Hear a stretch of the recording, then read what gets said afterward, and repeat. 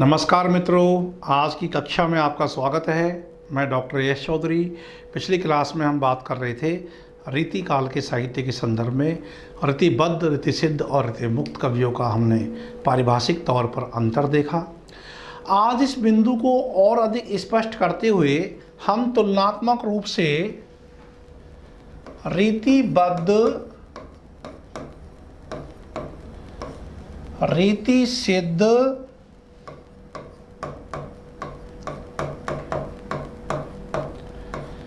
और रीति मुक्त कविता में अंतर देखते हैं। हालांकि ये अंतर आप बहुत भली भांति तरीके से आपको स्पष्ट हो गया है, लेकिन इस संदर्भ को और थोड़ा स्पष्ट करते हैं। देखिए, जो रीतिबद्ध कवि हैं इनको कहा जाता है आचार्य कवि, इनको कहा जाता है काव्य कवि और इनको कहा जाता है स्वच्छंद कवि।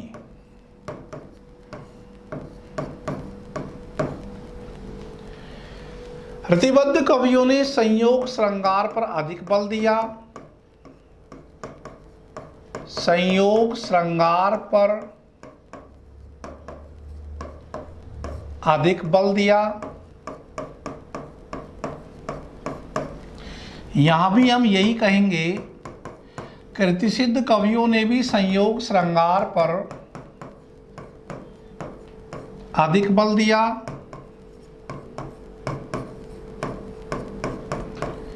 लेकिन यहां हम कहेंगे कि इन्होंने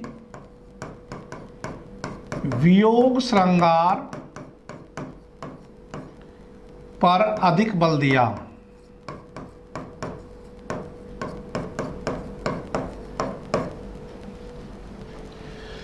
रीतिबद्ध कवियों ने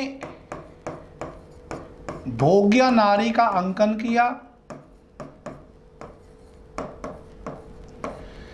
रीतिसिद्ध कवियों ने भी भोग्य नारी का अंकन किया, लेकिन यहां नारी के पवित्र, उदात्त एवं वायवीय, देखिए वायवीय शब्द जो होता है इसमें सूक्ष्मता और उदात्तता का मिश्रण हो जाता है। तो यहाँ उदात्तता एवं वायवीय, नारी के पवित्र, उदात्त एवं वायवीय सौंदर्य चेतना पर बल दिया है। मैंने आपको यहां बताया था कि इनकी सौंदर्य चेतना वस्तुनिष्ठ है। यहां भी हम यही कहेंगे कि सौंदर्य चेतना वस्तुनिष्ठ है, लेकिन यहां कहेंगे कि सौंदर्य चेतना विषयनिष्ठ है। इन्होंने मासल प्रेम का चित्रण किया है, मासल प्रेम का चित्रण किया है। यहां भी हम कहेंगे रीतिसिद्ध कवियों ने भी मासल प्रेम का चित्रण किया है, लेकिन यहां हम कहेंगे कि अशरीरी मानसिक प्रेम, अशरीरी मानसिक प्रेम का चित्रण किया है। या कह सकते हैं कि यहां सूक्ष्म, यहां पर प्रेम का सूक्ष्म चित्रण हुआ है। कहां पर? रीतिमुक्त कविता में प्रेम का सूक्ष्म चित्रण हुआ है। अगला देखिए, अंतर के अगले बिंदु।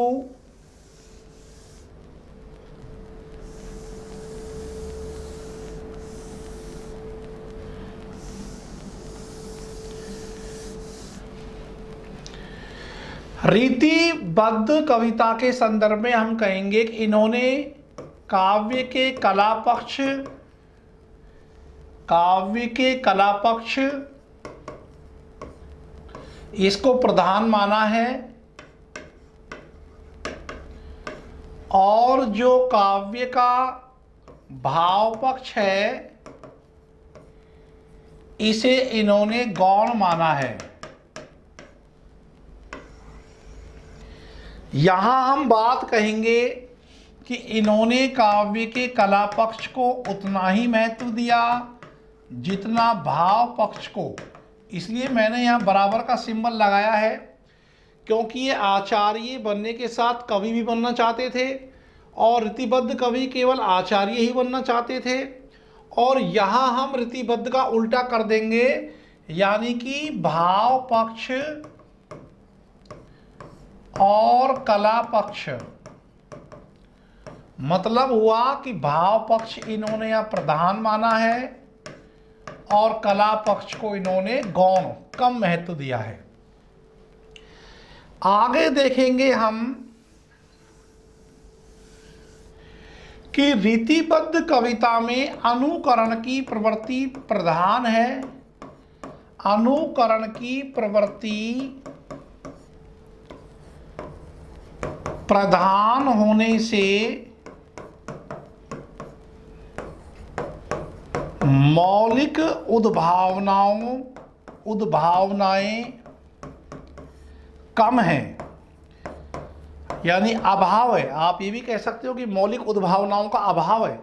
लेकिन ध्यान रहे इसमें भी कुछ अपवाद है। जैसे देव कवि है वो रीतिबद्ध कवि है, पद्माकर है वो भी रीतिबद्ध कवि है, लेकिन देव और पद्माकर के यहाँ हम नहीं कह सकते कि मौलिक उद्भावनाओं का अभाव है। तो ध्यान रहे कि जैसे कि देव और पद्माकर जैसे जो रीतिबद्ध कवि हैं, ये इस मामले में अपवाद है, क्योंकि इनके यहाँ मौलिक उद्भावनाएं मिलती हैं। और यदि हम यहाँ बात करें तो यहाँ हम कहेंगे कि वैयक्तिकता की प्रधानता होने से, वैयक्तिकता की प्रधानता होने से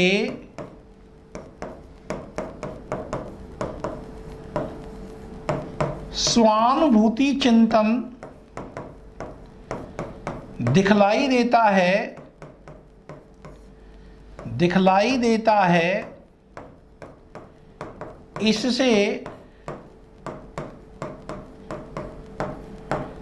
इससे मौलिक उद्भावनाएं मिलती हैं। और यदि हम यहाँ रीति मुक्त कविता के संदर्भ में कहेंगे तो यहाँ कहेंगे अनुकरण की प्रवृत्ति बिल्कुल नहीं होने से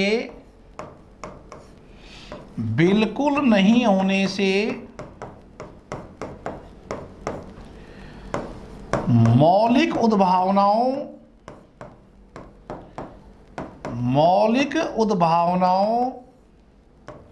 की पूर्ण सृष्टि हुई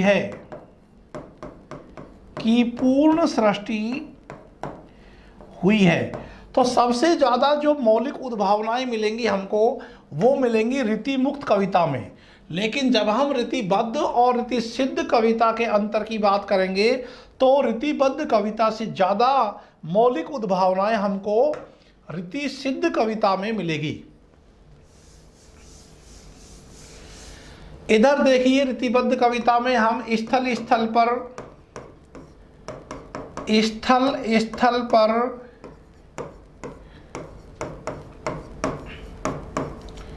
परिश्रम होने से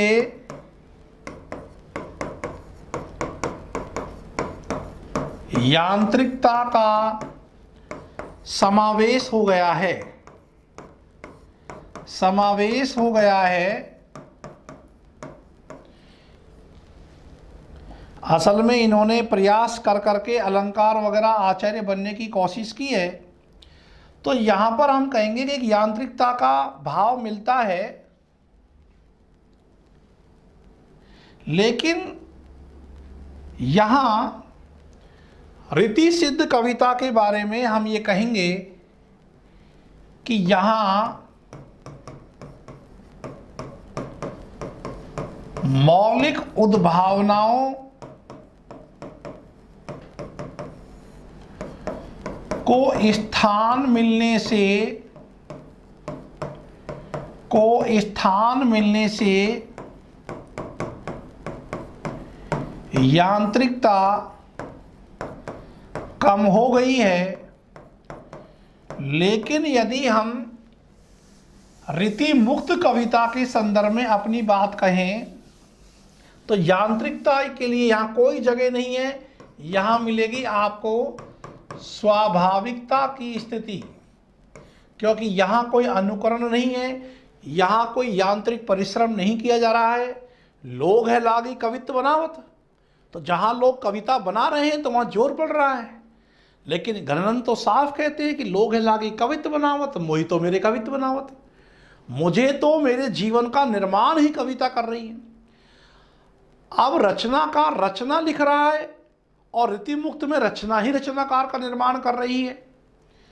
तो एक प्रकार से हम ये कह सकते हैं कि रीतिबद्ध में और रीति सिद्ध कविता में रचनाकार अपनी रचना पर हावी है। लेकिन रीति मुक्त कविता के बारे में हम ये कह सकते हैं कि यह रचना ही रचनाकार पर हावी हो गई है। और मित्रों, ये बात तय है कि जब रचनाकार रचना पर हावी होने की कोशिश करता है तो रचना अप्रासंगिक हो जाती है और रचनाकार कालजयी भी नहीं बन पाता। लेकिन जब रचना ही रचनाकार पर हावी होने लगती है तो रचना कालजयी बन जाती है और रचनाकार अमर हो जाता है। प्रेमचंद अपने सभी उपन्यासों पर आदर्शवाद का लेवल लेकर हावी होने की कोशिश करता है तो उनके सभी उपन्यास कमज़ोर बन जाते हैं, उस स्तर पर नहीं पहुंच पाते जिस स्तर पर गोदान है। लेकिन गोदान प्रेमचंद पर हावी होने लगा, वो चाह करके भी होरी को बचा नहीं पाए, आदर्शवाद का मुलम्मन नहीं लगा पाए, इसलिए गोदान रचना अंतर्राष्ट्रीय स्तर पर अपना महत्व रखती है। तो ये बिंदु हम यहाँ कह सकते हैं रीतिबद्ध और रीति मुक्त कविता के संदर्भ में। तो यहाँ स्थल स्तर पर यांत्रिकता का एक समावेश मिलेगा। तो ये बिंदु रीतिबद्ध, रीति सिद्ध और रीति मुक्त कविता का एक बुनियादी अंतर है। और इस बात को ध्यान में रख करके आप यदि प्रेम की बात करेंगे तो प्रेम यहाँ क्रीड़ापरक है, क्रीड़ापरक है, यही बात आप यहाँ कहोगे। लेकिन प्रेम यहाँ पीड़ापरक है। विशेषकर बिहारी और घनानंद के संदर्भ में आप ध्यान रखेंगे कि बिहारी का जो प्रिय अलंकार है वह है रूपक, लेकिन घनानंद का जो प्रिय अलंकार है वो है विरोधाभास। उनका तो जीवन ही एक प्रकार से विरोधाभासी है। उजरनी बसी है हमारी आँखियाँ देखो, घनानंद की बहुत चर्चित पंक्ति है विरोधाभास अलंकार की कि उजाड़ बसा है हमारी आंखों में देखो, जहाँ उजाड़ है हम बसावट कैसी। तो घनानंद का जो पूरा जीवन है वो अपने आप में विरोधाभासी रहा है, उनका प्रिय अलंकार विरोधाभास है। जबकि रीति सिद्ध कवियों में जब हम बिहारी का अध्ययन करते हैं तो बिहारी का जो प्रिय अलंकार है वो रूपक है और बिहारी का जो प्रिय छंद है वो दोहा है, जबकि घनानंद का जो प्रिय छंद है वो कवित्व और सवैया है। अब एक बिंदु आप देखेंगे कि कौन कौन से कवि तो रीतिबद्ध में आते हैं और कौन कौन से आते हैं रीति सिद्ध में और कौन कौन है जो आते हैं रीति मुक्त में।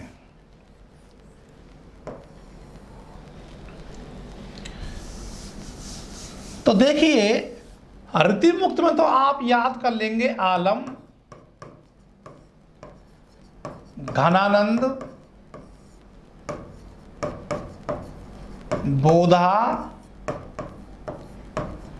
ठाकुर और द्विजदेव जो अंतिम रीति मुक्त कवि हैं। और ये अयोध्या के राजा मानसिंह इनका वास्तविक नाम था, अयोध्या के राजा थे और द्विजदेव के नाम से रचना लिखते थे, जिनकी श्रृंगार लतिका सौरभ बहुत चर्चित रचना है, कई बार परीक्षाओं में आई हुई है। एक एक रचनाकार की रचना धर्मिता का विश्लेषण करते हुए इनकी प्रवृत्तियों का हम अध्ययन करेंगे, लेकिन हमें थोड़ी छटनी आनी चाहिए और इनको क्रम से लगाए तो इनका क्रम भी यही बनेगा। आलम, घनानंद, बोधा, ठाकुर और द्विजदेव, इनमें से कोई 4 कवि लेकर के आपसे क्रम से लगवा सकते हैं। और रीति सिद्ध कवियों की बात करें तो बिहारी, सेनापति का नाम भी यही आता है, ध्यान रहे। कुछ लोग सेनापति को रीतिबद्ध में पढ़ते हैं, वो गलत है। और रीति सिद्ध में कई बार तो क्वेश्चन इंटरव्यू में पूछा गया है कि भाई कोई 4 रीति सिद्ध कवियों के नाम बताओ, क्योंकि हम बिहारी को तो याद कर लेते हैं और कवि हमें याद ही नहीं है। तो बिहारी है, सेनापति है, वृंद कवि है, वृंद कवि, रसनिधि है। वैसे रसनिधि को लोग सभी तीनों ही वर्गों में घसीटते हैं, कहीं इनको बद्ध में दिखाते हैं, कहीं सिद्ध में, कहीं मुक्त में। तो ये भी ध्यान रखो कि ऐसा कवि है जिसको तीनों ही वर्गों में स्थापित करते हैं। लेकिन ये मुख्य रूप से रीति सिद्ध कवियों में आएंगे। नेवाज है, पजनेस है। तो ये वो कवि हैं जो रीति सिद्ध कवियों में मुख्य हैं। और इनमें तो प्रतिनिधि की बात करें तो रीतिबद्ध कवियों में, रीति सिद्ध कवियों में प्रतिनिधि कौन है? रीति सिद्ध कवियों में प्रतिनिधि है बिहारी। और रीति मुक्त कवियों में प्रतिनिधि कौन है? तो ये है घनानंद। यदि प्रतिनिधि की बात करें तो इसमें हो जाएंगे प्रतिनिधि कवि घनानंद। और रीतिबद्ध कवियों की संख्या बहुत ज़्यादा है कि बाकी लगभग जो भी बचे हुए हैं वो सब रीतिबद्ध में ही आते हैं। देखिए कौन कौन से प्रमुख नाम हैं उनको देखते हैं हम। चिंतामणि त्रिपाठी का नाम इसी में आएगा, केशवदास का नाम इसी में आएगा, भूषण, मतिराम, कुलपति मिश्र,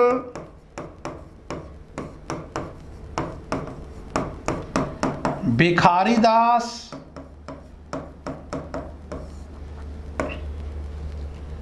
देव,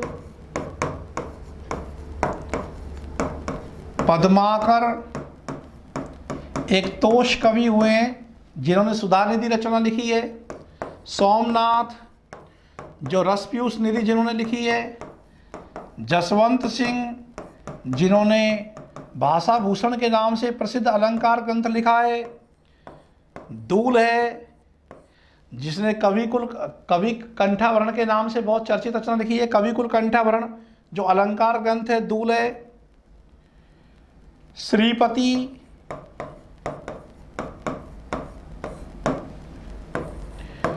प्रताप शाही,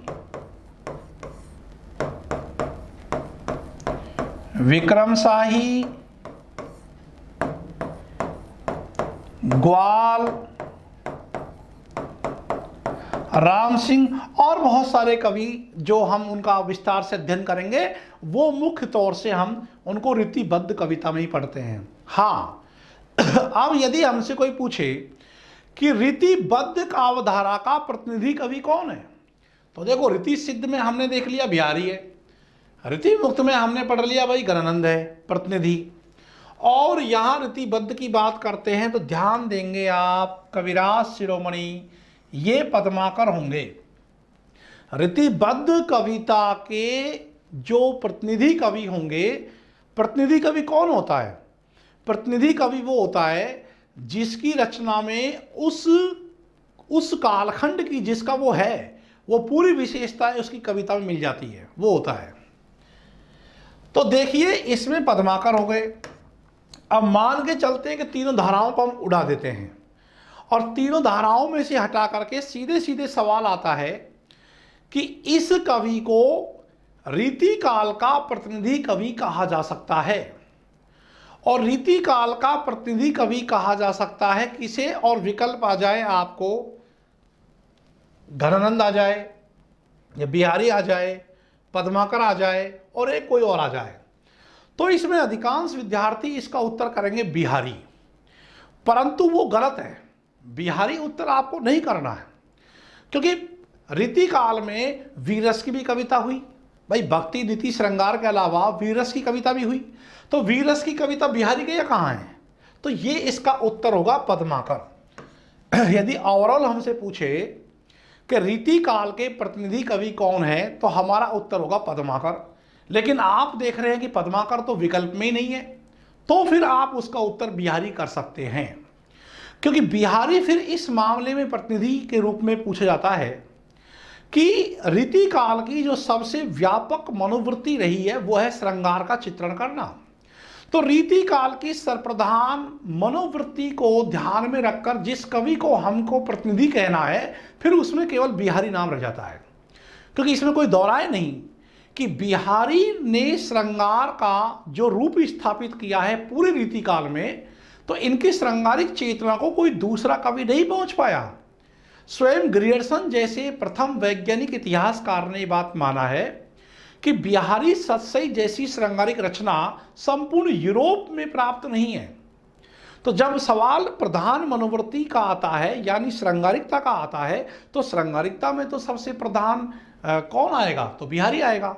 अब दो प्रश्न आपसे पूछे जाते हैं। क्वेश्चन नंबर 1, रीति काल के प्रतिनिधि कवि कौन है? तो हम उत्तर कर देंगे सीधे सीधे पद्माकर, और पद्माकर विकल्प में नहीं है तो कर देंगे बिहारी। या प्रश्न ऐसे पूछा जाए कि रीति काल की प्रधान मनोवृत्ति को ध्यान में रखते हुए रीति काल के किस कवि को प्रतिनिधि कवि कहा जाएगा? तो अब उसका उत्तर हो गया बिहारी, क्योंकि प्रधान मनोवृत्ति या जब श्रृंगारिकता की संदर्भ में बात आती है तो उसका उत्तर हो जाएगा बिहारी। अब इसमें यह हुआ कि क्लास में मैंने पढ़ाया है, अब छात्र ने याद कर लिया कि बोलो गुरुजी ने पढ़ाया है कि रीति काल का जो प्रतिनिधि कवि है वो पद्माकर है। अब क्यों ना वो एमए की प्रवेश परीक्षा में प्रश्न आ जाता है राजस्थान विश्वविद्यालय में कि रीति काल की प्रधान मनोवृत्ति को ध्यान में रखकर किस कवि को रीति काल का प्रतिनिधि कवि कहा जाएगा, तो उसके विकल्प में पद्माकर भी था, पद्माकर कराया और गलत हो गया कि गुरुजी ने ऐसा पढ़ाया है।